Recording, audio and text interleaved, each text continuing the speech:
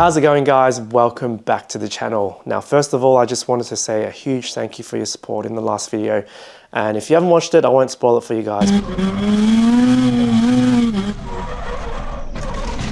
The plan for this video today is to do a teardown on my D16. So this is the original block out of my Honda Civic, so EK2RS as you guys know it.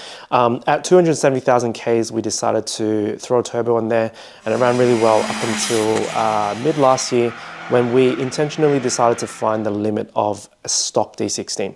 So completely factory engine, as you guys will see, and we pumped 28 pounder boost through this little D16 unopened through a GT2860 RS. And of course, we did hurt the motor, and at the time I was about like 2 weeks out from an event. So just pulled out this block, I threw another marketplace engine in, and this has just been sitting here on the stand. So now I need this engine stand for my RX-7, and it's time we figured out what exactly happened in this D16. So just to quickly catch you guys up on what's happened, let's go back about 7 months. Okay, do one. No more. No. That never gets old.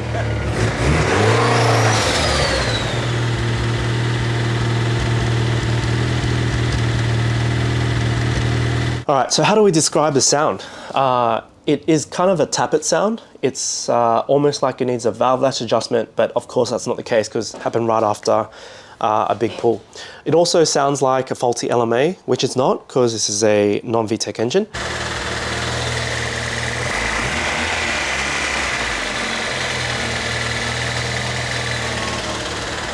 It does sound like some sort of bottom end knock, like a spun bearing type knock, which does increase with RPM. So it's a bit more of a ticking at the moment, so we probably haven't really done much damage. But in our experience with my mate James's engine, when we were chasing this exact same noise, he was sitting on launch control, it's developed this ticking noise, and when we pulled the engine apart, we discovered one of the rods were bent. On the dyno the other night, we were watching the coolant reservoir bottle. We made a little marker, and between the 20 to 23.5 pound run, where we hit the boost cut, it looks like at some point that head did lift. So when the head lifted, I hypothesized that water's entered the combustion chamber.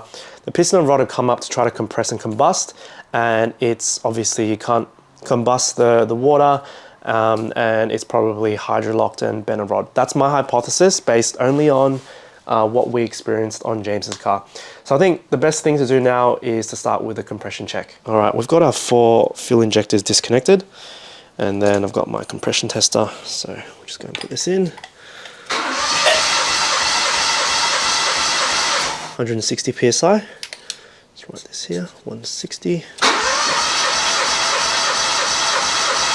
140 PSI.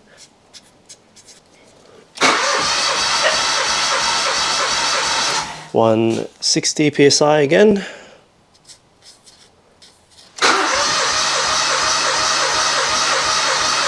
45. All right, so we're back in the present time, and I'm pretty sure I'm a couple kilos heavier. But at the time this engine came out, it was down on comp, cylinder number 2 and 4. It did pass the coolant pressure test. I'm not going to show you that, but I did put about 15 PSI through the radiator cap, and it held it fine over a day. The only real symptom here was the ticking in the head. Didn't sound like a rod knock. And yeah, based on that, we pulled the engine out. I was like 2 weeks from an event. So I just swapped this out, put another marketplace engine in, and this has been sitting on the stand since. So let's tear it apart. Let's find out what exactly has gone wrong. All right, a good look at the block before we tear it down. She's pretty greasy. This thing leaked like in every single gasket. It's had a really good life. I mean, depending on how you look at it, I think it's had a good life. But yeah, you can see just the amount of buildup of grease on the back of this block. Yeah, she wasn't very clean on the outside anyway. At the time we swapped the engine out, I also swapped the pans around. So when we drained the oil, I could see a bit of coolant, a bit of green coolant. So be honest, let me know in the comments what you think is wrong with the engine. We know it's got a ticking sound, and we know there's coolant in the pan. That's the only real signs we have, apart from the loss of compression. All right, I'm gonna try to film some first person POV for you guys.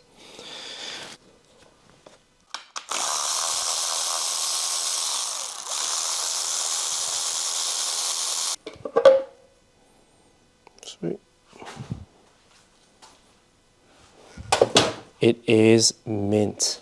You would never be able to tell this had over 300,000 Ks.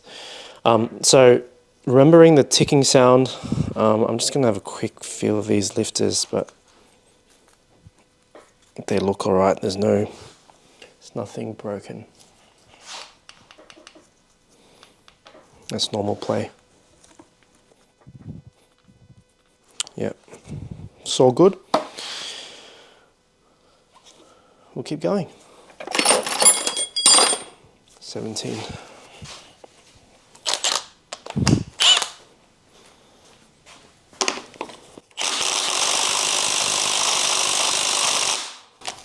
That's tight.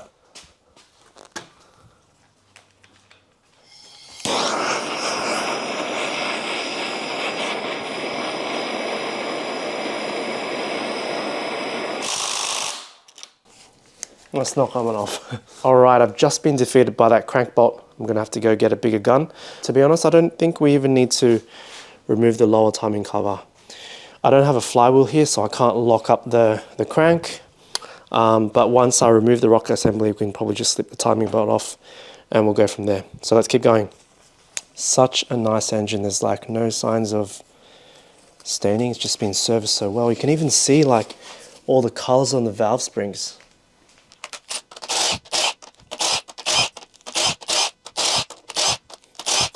Have you guys heard of clutch dumping these things? So you just...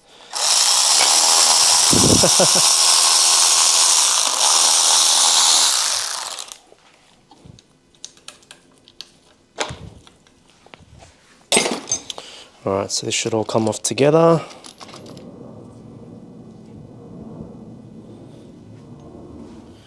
This is a good engine, guys.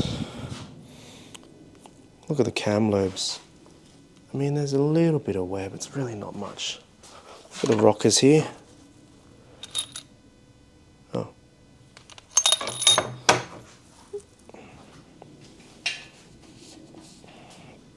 Alright.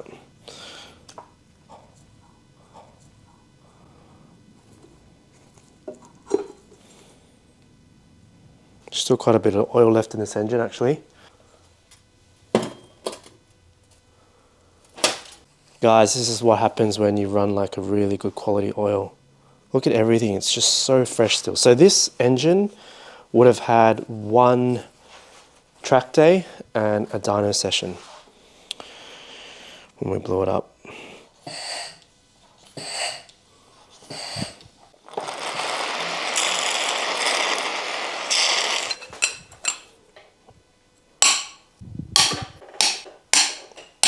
See, I told you guys, stock head bolts. Yeah, they don't feel stripped or anything. They don't feel loose either.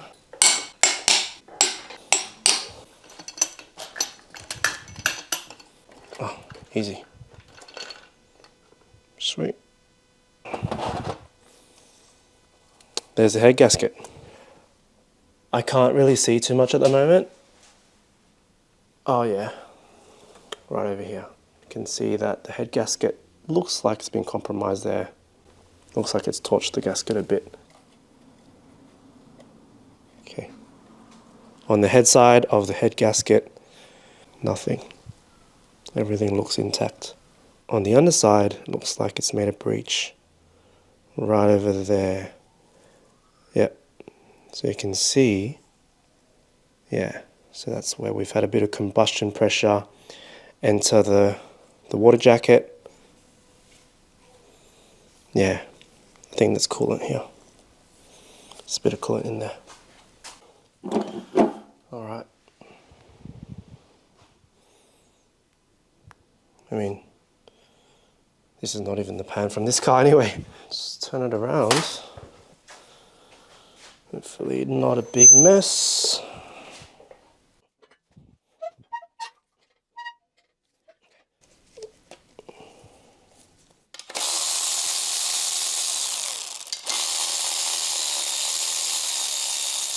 There is a lot of RTV in this pickup. I'm going to put a thin layer of Honda Bond, smooth it out, put the gasket on top, and then another layer of Honda Bond.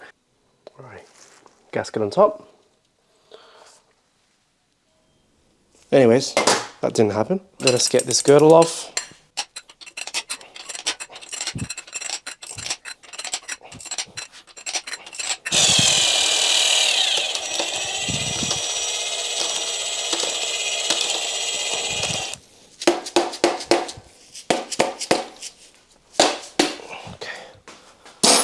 There we go. Okay, I can see what that ticking sounds from. We have bent a rod,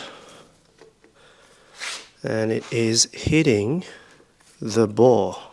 It has almost started to self-clearance. I mean, this was a running engine.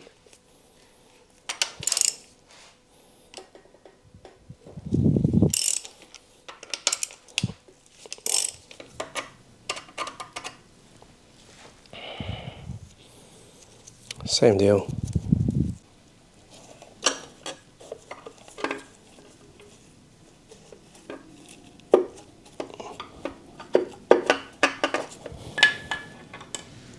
Oh, mine aware.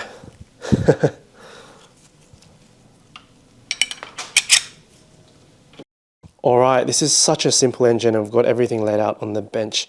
I've had a good look, and I can probably say that the only real damage we've done is a bent rod on cylinder number 2. So I've got a nice bend here, and it has also contacted the bottom of the bore on cylinder number 2. You can see it's a bit shiny there. And that was probably the ticking sound. On the base of cylinder number 2, you can see that's been damaged, but it's nowhere near the sealing surface for the piston rings. That's a good sign. It means that this block is reusable.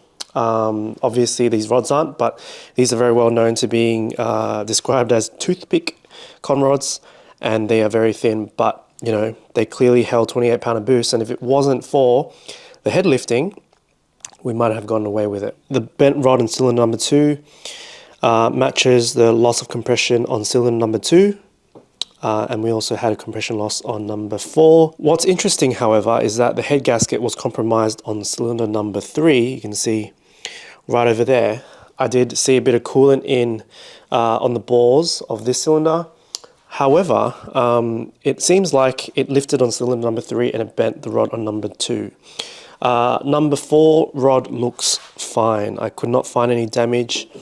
I've had a good look at all the bearings as well. All the bearing surfaces look mint. I mean, this is a used engine, of course. 300,000 Ks, been boosted for probably about 30,000 of those kilometers. And those bearings look really nice. Apart from that, the main bearings all look great as well. No signs of foreign material. Although, speaking of foreign material, because I love to, as Chris describes it, icing cakes on the oil pan gasket, there's quite a bit of RTV in there, but not enough to hurt this mighty D16. The head is all good as well, although I'm probably not going to keep the head, there's no point. But the valves all look great. There is no sign of like a drop valve or anything bent. It all looks like it's sealing nicely, and there's no, I guess there's no real differences in the color of those valves. They all look pretty similar. Because of that damage, I've had a good look at the bores as well. And let me just get this. The bores are in excellent condition. There is no sign of wear. There's no scratching. The rings have sealed nicely still. And this is very much a reusable block. The pistons are in great shape. They are very clean for their age. The skirts all look pretty good, except for obviously number 2, where there has been a bent rod. I think on the other side there's a bit of damage on the skirt there, but nothing major, honestly. Probably reuse this piston, but anyways, ring lens all look good. No sign of detonation. Even at the time when we had the ticking sound, you know, the engine was still in great condition. So that's the teardown of my original D16 engine, and I'm glad we did this because it just goes to show that if you have mechanical sympathy, if you service them regularly and you keep your maintenance up, and you're sensible with the stock engine, you can keep these reliable and still make very good power. Yeah, if you have any questions about any of the D-Series content, let me know in the comments below. I'm going to be keeping this block, so probably going to oil it back up, wrap it up, put it in storage, and the head can go in the bin because one day when we build this engine with this block, I'm going to be using part of that D16Y1 VTEC engine in the corner there. So exciting news. I've already got parts for that and it'll come eventually. I hope you enjoyed that video. Leave me a like, leave me a comment, subscribe to the channel, and in the next video we are working on my RX-7. I'll see you then.